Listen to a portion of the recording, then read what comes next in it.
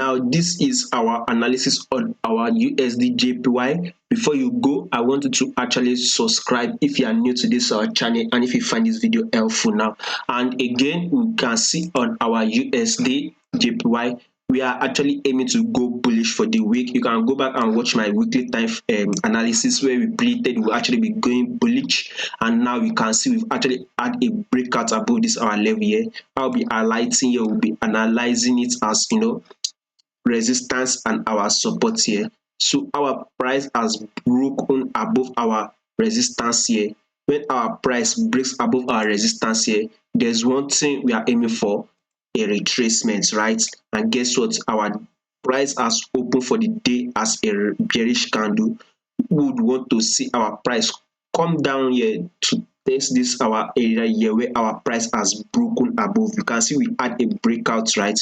So we are waiting for our price to come down, test this our area here, and continue to go bullish. So at least that we have about 60 to 70 pips more to actually come back to retest this area and go bullish. So by the way, there's still more time, since as you can see there's still more time, as we are currently at in a signal section.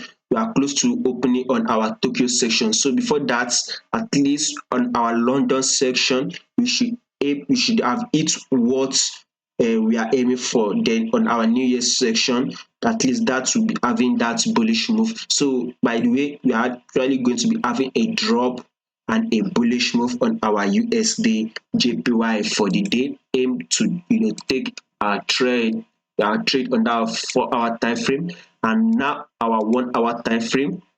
We are starting to have this bearish move, by the way, and you see on our 1-hour time frame, our price is now below our 10-period moving average, which is an indication for us to actually short. So short our position, it will actually come here, test this area, break below it, come here, test this our resistance level, and continue bullish move on our USDJPY. That is the analysis for the day.